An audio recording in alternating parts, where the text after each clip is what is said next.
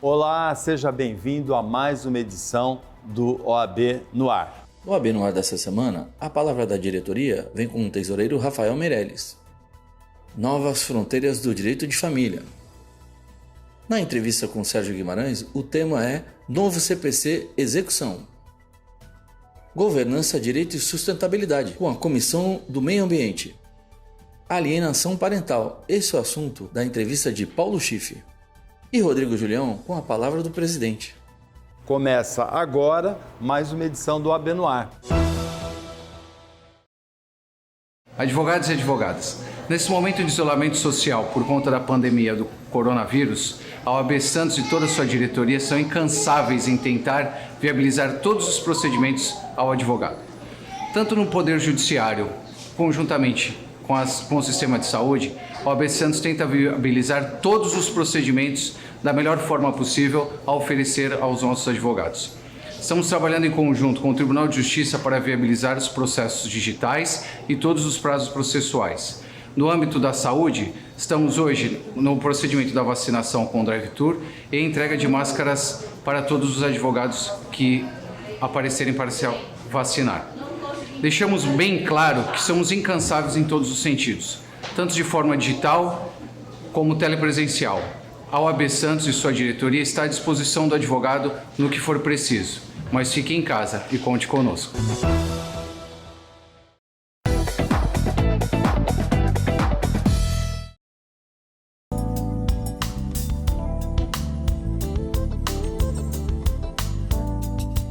Mais uma vez, estamos aqui para participar de um evento muito grandioso. É a OAB vindo às universidades.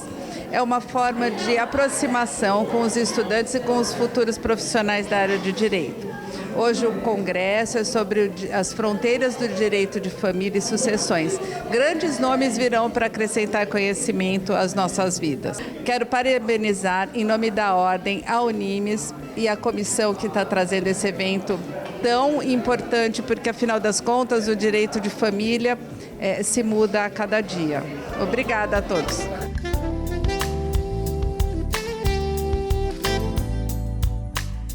A importância desse congresso, que vai falar sobre avanços em direito de família, é para demonstrar para tanto o profissional como aquele que ainda está em formação acadêmica as novas transformações, correntes e tendências do direito de família, dessa área que se transforma com dinamismo enorme. Isso vem acrescentar para o currículo e para aquele que é interessado no direito de família quais serão as novas tendências.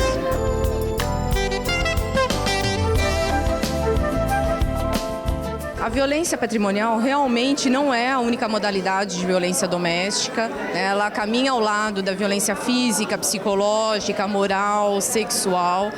E o grande problema é o desconhecimento. As pessoas associam a violência doméstica à violência física, à agressão, ao feminicídio, e esquecem que antes de chegar na violência física e no feminicídio, nós temos toda uma história de violência por anos, psicológica e patrimonial. O tipo de violência patrimonial engloba a subtração, destruição dos bens. Então é tudo que está envolvendo o patrimônio do casal, seja marido e mulher, sejam namorados, companheiros. É uma forma de tirar a autonomia financeira da mulher.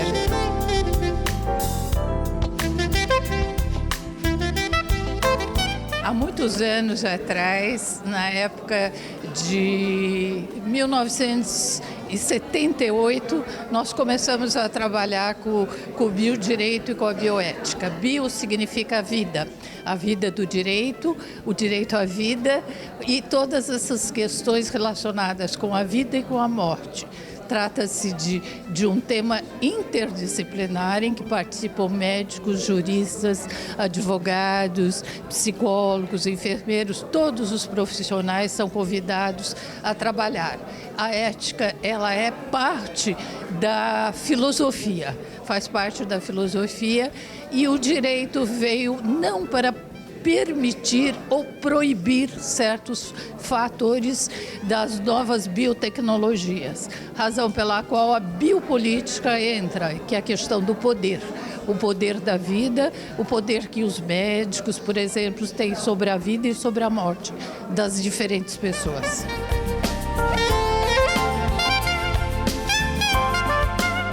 O direito de família não é propriamente uma parte espinhosa do direito.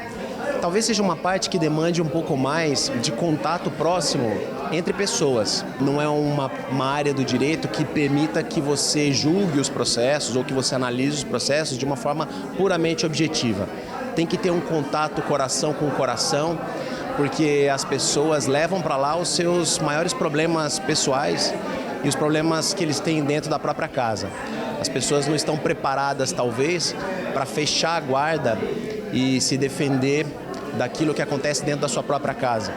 Ao contrário do que acontece com as obrigações, quando a pessoa sai para a rua e já está preparada para as vicissitudes do dia a dia.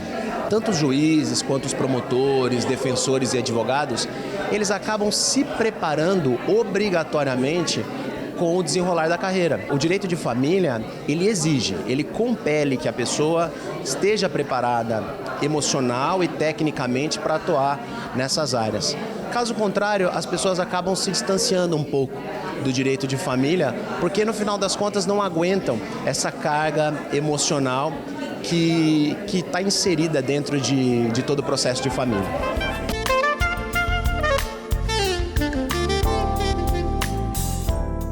Esse evento ele foi pensado exatamente para a atualização, tanto do advogado já formado, para que ele retorne à faculdade, para a gente pense no debate do direito de família, no futuro do direito de família, e também para o estudante, que ele tem que se preparar porque está por vir, né? O direito de família, assim como as áreas do direito, ele está em constante transformação. E agora ainda mais com a quarta revolução, né, industrial que nós chamamos. Então a importância desse evento é o debate, a pesquisa, se aperceber do novo, e estamos aí, né? Pronto para o novo, pronto que está por vir, e para as palestras. Sejam todos bem-vindos ao nosso evento.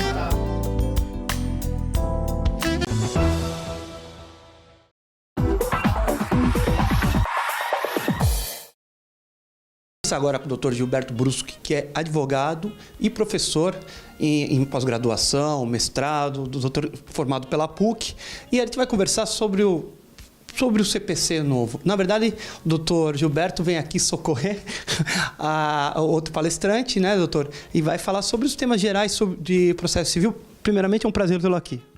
Eu vou falar de execução, na verdade, né? Eu agradeço o convite do professor Fábio Manerá, da doutora Ângela, que me chamaram para dar, a princípio, uma palestra só.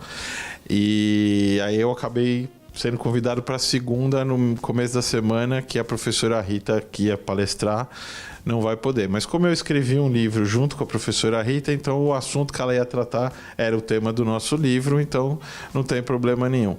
Eu vou tratar então de dois temas ligados à execução, recuperação de crédito, que é a fraude à execução, né, que é muito comum de acontecer. Na primeira palestra, que esse era o tema que seria da professora Rita, né, do nosso livro pela Revista dos Tribunais. E no segundo momento, depois do almoço, eu vou falar sobre as medidas diferenciadas para tentar fazer com que o devedor cumpra a obrigação. Essa segunda palestra é um tema interessante, porque é uma novidade que existe no Código de Processo, que no Código anterior não existia. Talvez o pessoal lembre das questões das multas diárias. Sim. Nas obrigações de fazer e nas obrigações de entrega de coisa, né? Então, por exemplo, o plano de saúde não libera a internação. Aí você ajuiza uma demanda e pede uma tutela antecipada para que o juiz obrigue o plano a fazer a internação, e o juiz dá uma multa diária e o plano cumpre rapidamente. Então funciona no âmbito das obrigações de fazer e não fazer, e também no de entrega de coisa. O Código de Processo de 2015, no seu artigo 139, inciso 4º, criou essa possibilidade das chamadas medidas atípicas, que não estão previstas expressamente no Código, do juiz fazer alguma tomar alguma medida desse tipo nas obrigações pecuniárias também, né?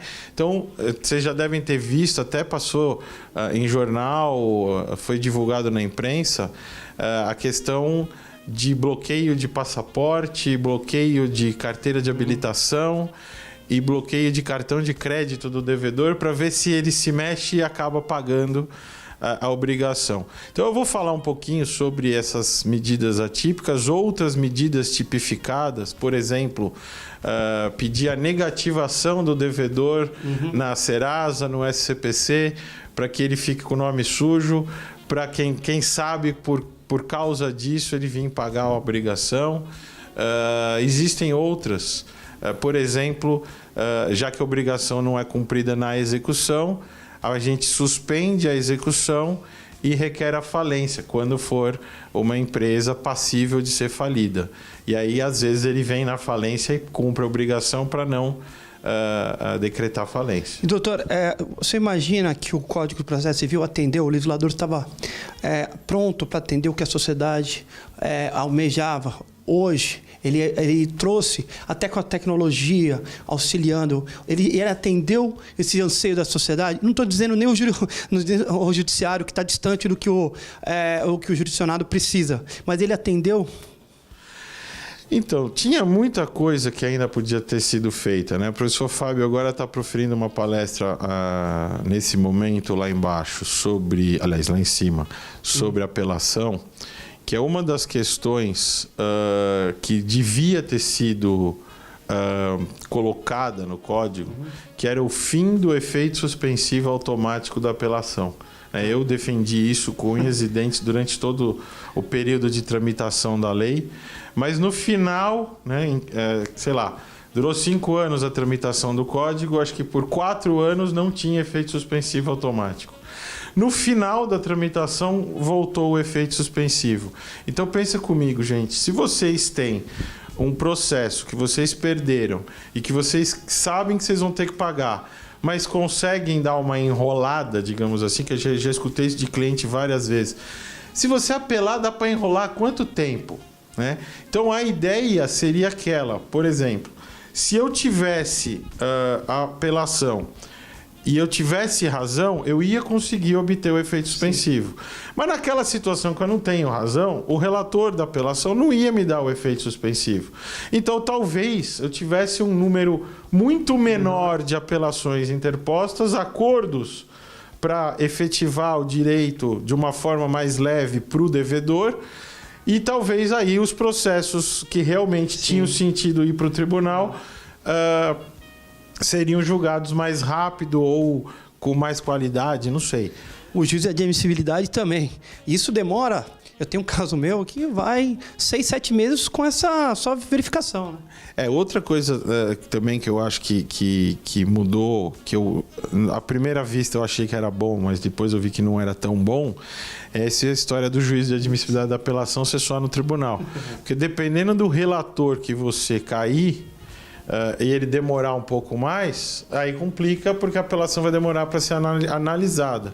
E enquanto ele não analisa, está suspensa a eficácia da sentença. Então o processo acaba sendo moroso, e a ideia inicial do anteprojeto lá atrás, em 2009, com aquela gama de juristas notáveis que elaborou o texto, era exatamente tirar o efeito suspensivo automático da apelação para viabilizar o julgamento mais rápido. E talvez essa fosse a melhor mudança do código. Na verdade, o que a gente imagina na teoria, nem sempre na prática se concretiza, ainda mais uma disparidade no nosso sistema judiciário. E o código tem essa tentativa de fazer com que o processo ande mais rápido, mas a gente tem o problema da máquina do judiciário. Eu vou dar um exemplo de um caso que eu tenho em São Paulo, de uma discussão menor, né? Uma discussão até chega a ser besta. A discussão é se cabem ou não 2 carros numa vaga de garagem. Olha o fim da picada, teve até perícia. E esse processo foi ajuizado em 2014 e ainda não tem sentença de primeiro grau. Depois da perícia, ele foi para a conclusão em janeiro Nós estamos em junho e ainda não tem sentença. Ou seja, o juiz está com o processo parado lá na mão. E eu entrei, não sei se vocês sabem, no site do Tribunal de Justiça, na hora que você entra lá em consulta processual, ao invés de você clicar em consulta de primeiro grau, consulta de segundo grau, tem um lugar para você consultar a fila de conclusão. Ou seja, os processos que estão aguardando decisão do juiz e quanto tempo o teu vai demorar para ser julgado, né? O meu, eu entrei ontem para ver, é o 16º. Ou seja, de janeiro até junho, ainda tem 15 que estão na frente. Eu olhei, eu fiquei abismado, tem um processo que está na conclusão desde 2017. Ou seja, coitado do jurisdicionado, né? Então tem que torcer para cair nessa vara quando você for réu, que você não tenha razão nenhuma, né, para o processo demorar. Mas nesse caso é o fim da picada, né? Quer dizer, não adianta mudar a lei. Exatamente, como o doutor colocou, nós vivemos um país, um abismo ainda, e o judiciário faz parte do abismo, está lá embaixo. São muitos assuntos, por isso eu gostaria e recomendaria que o pessoal pudesse ver a palestra, ou pessoalmente, que está acontecendo na OAB agora, ou futuramente depois no YouTube e tal. Mas, de qualquer maneira, eu quero agradecer a presença do doutor Gilberto. São muitos temas, a gente ia ficar falando o dia inteiro sobre os sistemas processuais. Agradeço ao doutor Gilberto. Convido já para uma outra vez, para a gente bater um papo maior, mais amplo, para discutir essas questões. Assim que possível, a gente volta para conversar um pouquinho mais com você. Remédio em casa. Agora, todos os advogados de Santos poderão receber o seu remédio em casa.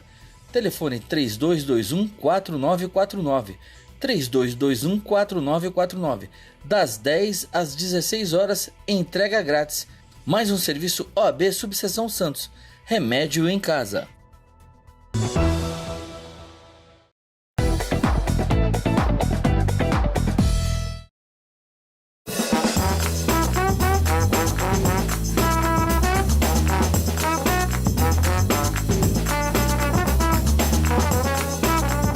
O meio ambiente faz parte de todas, na realidade, de todas as pastas, né? Porque se a gente fala de finanças, fala de meio ambiente, de crescimento, fala de meio ambiente, de emprego, geração de renda, cuidado com a cidade, zeladoria, né? O nosso bem-estar, porque afinal de contas nós estamos numa das cidades mais verticalizadas do Brasil. Então o meio ambiente fala muito do cuidado da natureza e do cuidado um com o outro, que é o caso da poluição sonora, o cuidado e respeito com os equipamentos públicos também.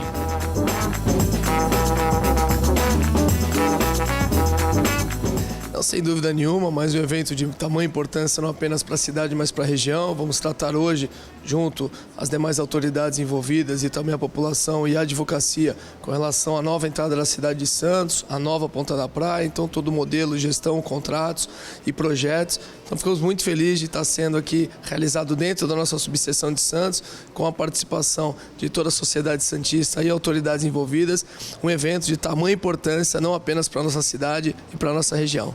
Claro, como tem que ser, a ordem voltando a ser protagonista e tomando à frente os anseios da sociedade, da comunidade do modo geral.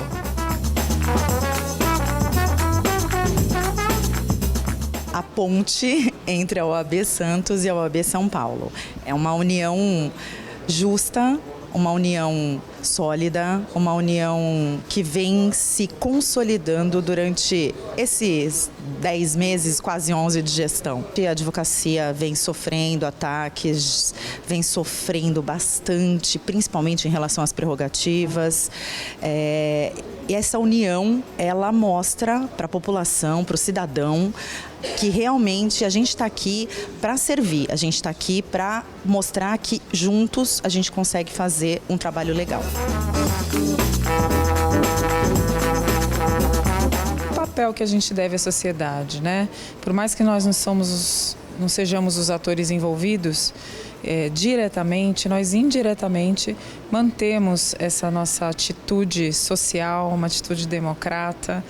E a gente não é a primeira vez que trabalha com essa governança de trazer todos os atores, de trazer transparência para a sociedade e para os próprios envolvidos, porque muitas vezes nós lidamos com muita burocracia e eu tenho certeza que a informação, o esclarecimento traz mais tranquilidade para os projetos seguirem adiante. A gente quer o desenvolvimento, né? A gente só quer que ele esteja adequado e para isso a gente vem conversar.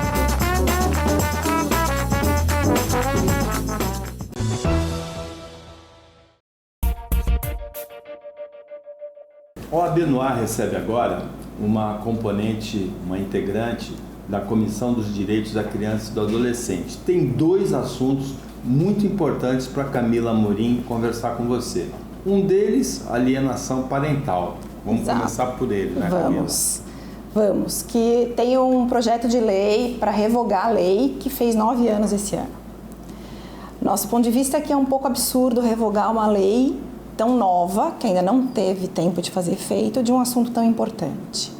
Alienação nada mais é do que jogar com uma criança, jogar com o menor. Você, numa separação, você maltrata essa criança para atingir o outro, vingança. E o que acontece é que muitas vezes você só percebe a alienação depois, porque são coisas muito sutis. Agora, o efeito fica. O efeito fica, que é a síndrome da alienação parental. Só que às vezes a síndrome você não constata na criança quando ela acabou de sofrer o dano. Você só vai constatar esse dano mais pra frente. E aí a gente está com um grande índice de suicídio e uso de drogas, mutilações, por conta dessa ação dos pais. Existe uma mobilização para a manutenção da lei? Existe uma mobilização para a manutenção da lei, inclusive eu estou aqui com os dados que não querem revogar a lei, só que entrou na CPI dos maus tratos. Entrando na CPI dos maus tratos ficou complicado porque estão falando que é maus tratos a lei continuar, porque estão relacionando isso ao abuso sexual. Por quê? Porque 90%, 80%, a grande maioria das alienações são feitas pelas mães. Então nós nos separamos, eu te acuso, eu começo a fazer acusações a seu respeito. São verídicas, começa a comprovar... Para os filhos, né? Para os filhos. Para os filhos, você joga com o filho. Então eu quero... Você me traiu, então a gente vai ter uma vingança com o instrumento criança. Bom, um outro assunto importante também Deixa eu só te dar um dado rapidinho, né? Aqui, que mais de 87% quer que a lei permaneça. Então precisa ter E a nossa Leila do vôlei quer que a lei seja revogada. E o outro assunto importante é a manutenção de uma lei também, que é a lei que instituiu o Fundeb, né? O Fundeb. Fundo do Desenvolvimento da Educação. Né? Exatamente. Termina no final do ano que vem. Termina no final do ano que vem. Vamos dizer que temos um ano para fazer uma mobilização para essa lei ser renovada. Precisamos do nosso presidente para isso. Aqui em Santos vai começar um movimento através da comissão em março. Nós estamos com um fórum de discussão marcado para a primeira quinzena, para a gente começar a entender o que o município pode fazer.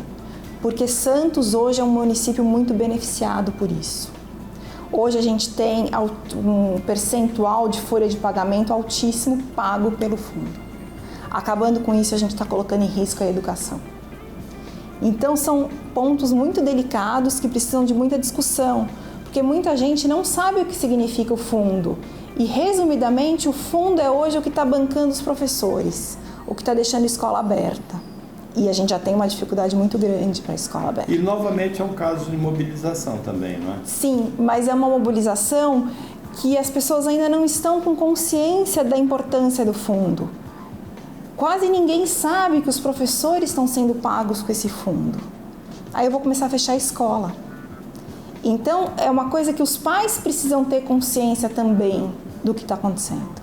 Mais alguma observação importante para o telespectador, para a telespectadora sobre essas duas questões? Então, sobre essas duas questões, eu acho que é muito importante a gente ter comissões multidisciplinares olhando os dois assuntos, porque não adianta só os advogados, só os pais, só os psicólogos. Os dois pontos a gente precisa de gente de todas as áreas envolvidas. Os advogados estão tentando fazer a parte deles, mas a gente precisa da colaboração de todo mundo. Camila, obrigado pela participação no OAB no Ar. Boa sorte nessas mobilizações.